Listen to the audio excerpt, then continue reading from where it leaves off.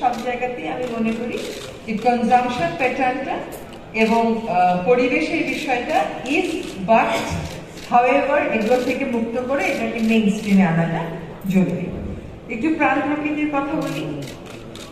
খুব তো জরুরি যে আমাদের টেবিলের মধ্যে খাওয়া পৌঁছাবে, সকলের পেটে খাওয়া পৌঁছাবে, কিন্তু কেবল অনেক পরিমাণে খাদ্য পৌঁছালে তো হলো না, খাদ্যের মানটা নিয়েও আমাদেরকে চিন্তা করতে হবে।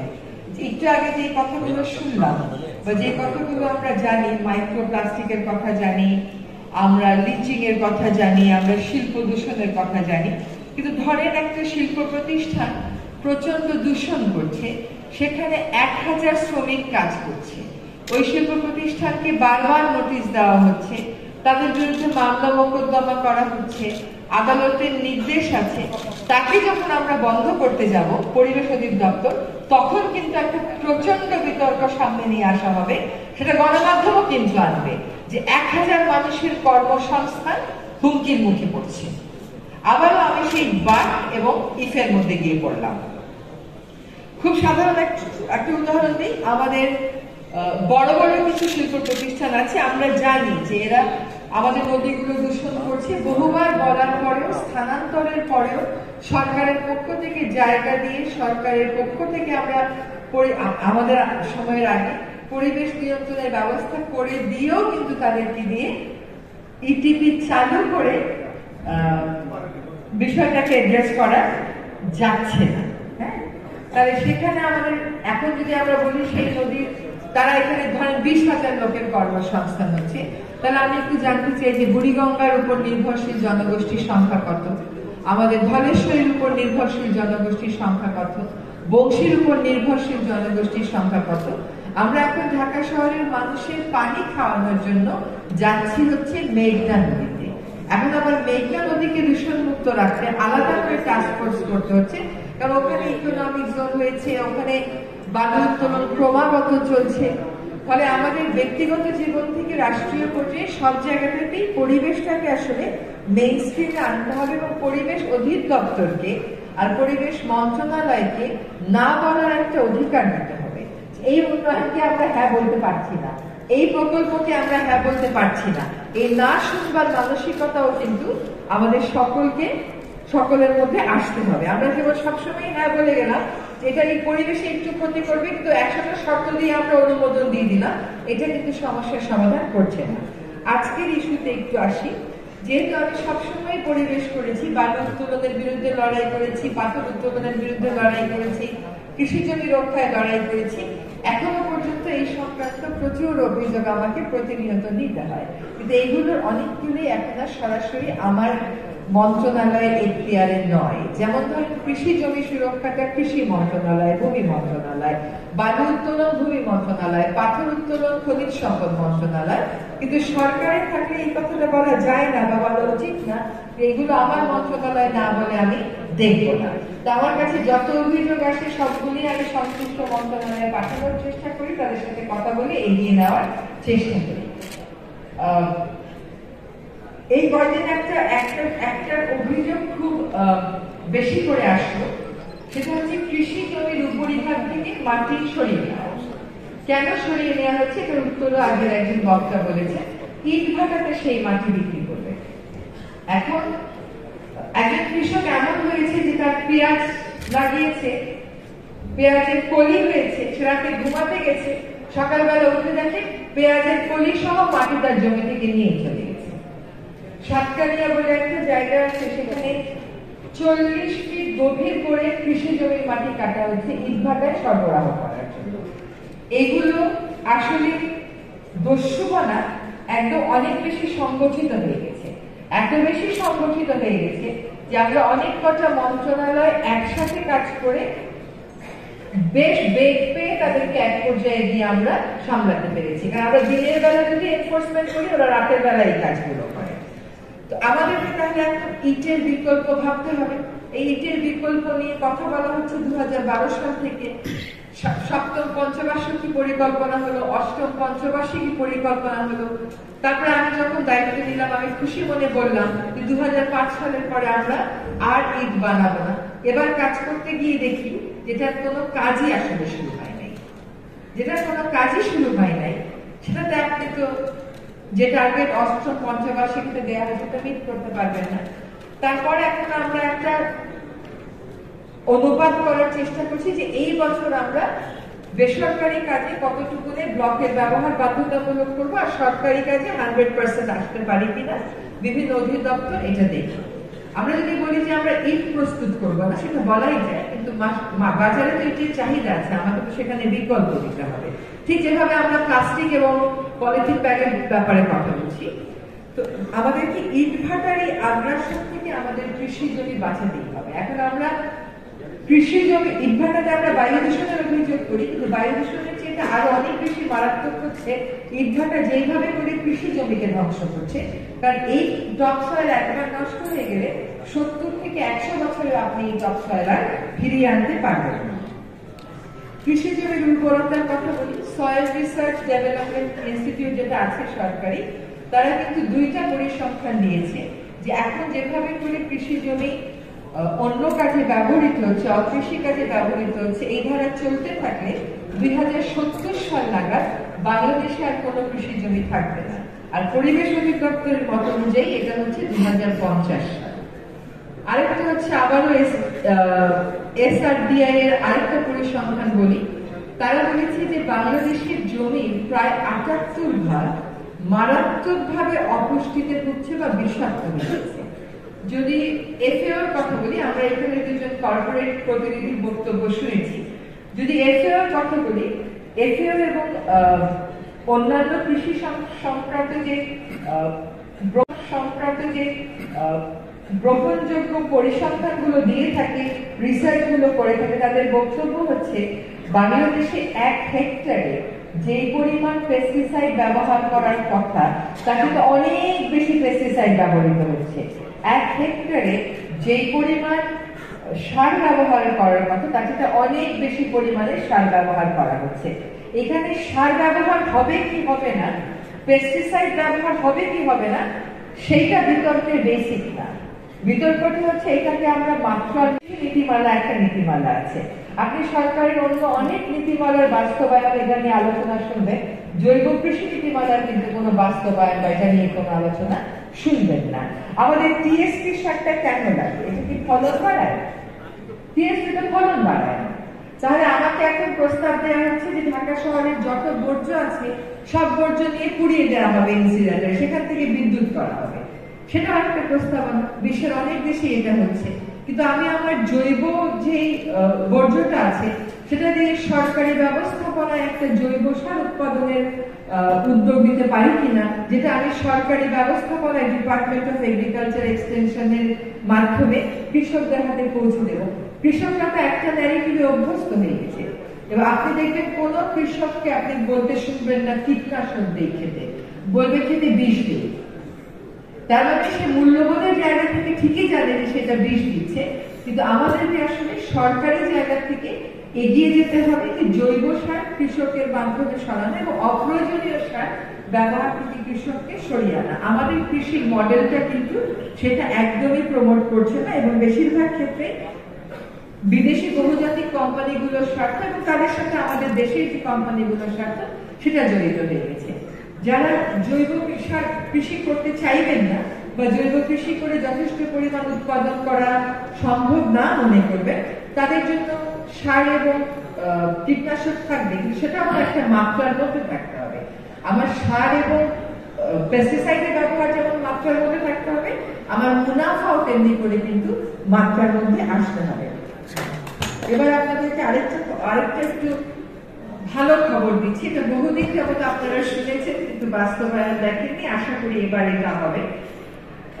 আমি ওই আলোচনায় যাওয়ার আগে একটা কথা বলি যে আমার মনে হয় না পরিবেশ অধিদপ্তরের ইতিহাসে এতগুলো অবৈধ ইটভাটা ভাঙা হয়েছে বলে, যেটা আমরা গত 4-5 মাসে ভাঙতে পেরেছি। কিন্তু সেখানে মুশকিল হলো আগে চিমনি ভেঙে দিয়ে আসলে আর করতে পারতো না, এখন বিকল্প চিমনিও প্রস্তুত করে রাখে। আমরা একদিন থেকে দিয়ে আসলে 3 দিনের দিন আবার গিয়ে চিমনি বানিয়ে ফেলি।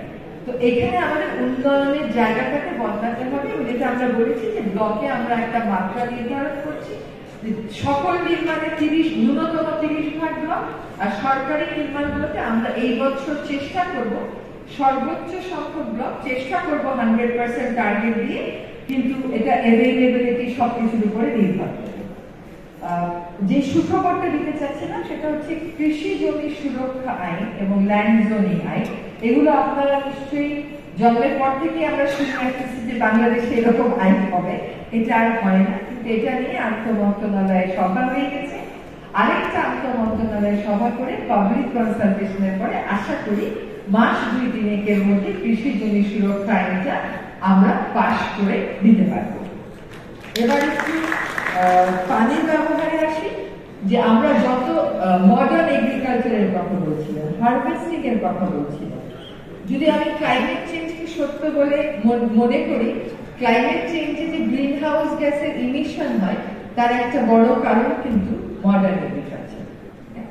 একদমই আপনাকে আদি যুগে ফিরে যেতে বলা হচ্ছে না, কিন্তু বলা হচ্ছে আপনার প্রফিটে একটা মুনাফা টানতে আর রাষ্ট্রের কাছে আবেদন এবং রাষ্ট্রের কাছে একইভাবে সক্রিয় ভূমিকা যেন রাষ্ট্র রাখে, সেটার জন্য আমার অবস্থান থেকে আমি অবশ্যই চেষ্টা করব। সেটা হচ্ছে যে আদি যে প্র্যাকটিস গুলো ছিল তারও কিন্তু একটা নলেজ ভ্যালু ছিল, তাই না? সেই নলেজ ভ্যালুটাকে তো আপনি মডার্নাইজেশনের নামে সম্পূর্ণ ফেলে দিতে পারেন না, খনার বছর কিন্তু এখনো আপনি সম্পূর্ণ ফেলে দিতে পারেন না। কাজে আমাদের কৃষি ব্যবস্থায় সেটার জন্য আমরা দেখতে পাই প্রতিফলন। সেটার জন্য কৃষি উপদেষ্টা যিনি আছেন তিনি নিজেও আমার সাথে কথা বলেছেন যে কি করে ঢাকা শহরের বা অন্যান্য জায়গার পচনশীল বর্জ্যগুলোকে দিয়ে রাষ্ট্রীয় পর্যায়ে জৈব সার উৎপাদন করা যায় এবং সেটা বিতরণ করা যায়, সে বিষয়ে তিনি দেখবেন। এবং টিএসপি সারের ব্যবহারের নিয়ন্ত্রণ কেমন করে আনা যায় সেটা ব্যাপারে অলরেডি কাজ শুরু হয়েছে। এখানে কৃষকের দাম পাওয়াটা খুব জরুরি। একটা প্রশ্ন তো আপনাদেরকে করে রাখেন, বলেন তো বাংলাদেশের কোন পেশাজীবীরা আজ পর্যন্ত ধর্মঘট করেনি? সে কখনো বলে নাই যে আমি উৎপাদন করবো না। এটা হচ্ছে কৃষকেরা। আপনি এমনকি রিক্সা চালকেরাও বলে আমি ধর্মঘট, এরা বলেনি যে আমি উৎপাদন থামিয়ে দেব। কিন্তু সেই কৃষক সুরক্ষায় আমাদের স্পষ্ট যেন নীতিমালা হয়, সেটার জন্য আমার জানা মতে কৃষি মন্ত্রণালয় কাজ শুরু করে দিয়েছে। এবং তাদের একটা উদ্যোগ সম্প্রতি হয়েছে, সেটা হচ্ছে যে ছোট ছোট কোল্ড স্টোরেজ করা।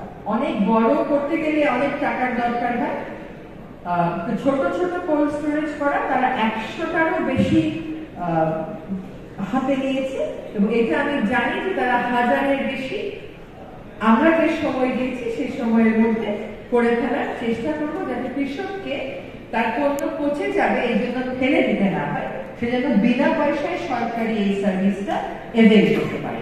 অনেক বড় বড় প্রকল্প আমরা করি, কিন্তু কৃষি মন্ত্রণালয় মনে করেছে যে ছোট ছোট কিছু কোল্ড স্টোরেজ যদি করি যেগুলো উপজেলা পর্যায়ে থাকবে, যেখানে বেশি সবজি উৎপাদন হয়, এই কাজটাও কিন্তু শুরু হয়েছে। আমরা কৃষকদের ব্যাপক সাড়া পাচ্ছি।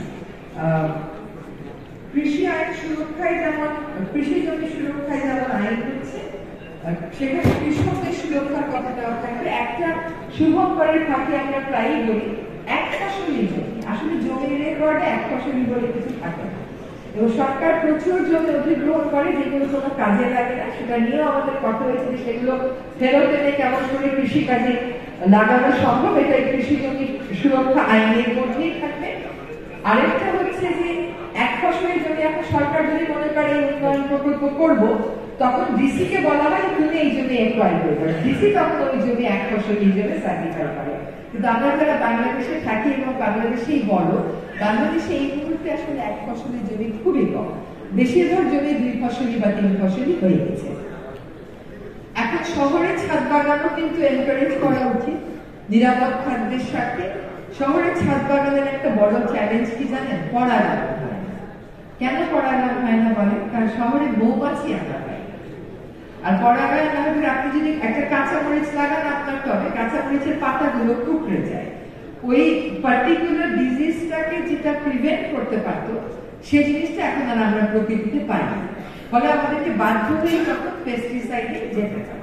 তো আমরা কৃষির কথা যখন বলি, কৃষি জমিকে বাদ দিয়ে, কৃষকের স্বার্থকে বাদ দিয়ে আমরা আসলে কৃষির কথা বলতে পারবো না। আমরা যখন কৃষির কথা বলি আমরা কেবল জমির কথা বলি না বা কৃষি উপকরণের কথা বলি না, আমরা প্রথাগত জ্ঞানকেও কাজে লাগানোর কথা বলি। আজকাল মডার্ন এগ্রিকালচারের নামে অনেক কিছু এই দেশে নিয়ে আসার চেষ্টা করা হয়, যেটা অন্যান্য দেশে পরীক্ষামূলক পর্যায়ে আছে বা পরীক্ষা শেষ হয়ে যাওয়ার পরেও তারা অনুমতি দেয়। অন্যান্য দেশে সরকার অনুমতি দিতে চাইলেও হাইকোর্ট বা সুপ্রিম কোর্ট দেয়নি। আমাদেরকে কিন্তু আমাদের কৃষিকে বাঁচাতে, আমাদের যে নিজস্ব বীজ আছে এগুলোকে বাঁচাতে আমাদের ওই ব্যাপারে সতর্ক থাকতে হবে যে আরো বেশি মুনাফা, আরো বেশি উৎপাদনের লোভে যেন আমরা অপরীক্ষিত এবং সম্পূর্ণ নিরাপদ হিসাবে সার্টিফিকেশন পাইনি এমন কিছু বাংলাদেশের ভূখণ্ডে প্রবেশ করতে না দিই। ছোট ছোট দুটো কথা ছিল আমার বিষয়ে। একটা ছিল মধুপুর শালবন। মধুপুর শালবন 44,000 একর শালবনটা এখন আছে 3,000 একর। এটা দীর্ঘদিন আমি কোর্টে আইনি লড়াই করেছিলাম, তারপরে কতগুলো ডিরেকশন সরকারের উপর এসেছে। আপনারা জেনে খুশি হবেন, মে মাসের 22 তারিখে আমি মধুপুরে যাব।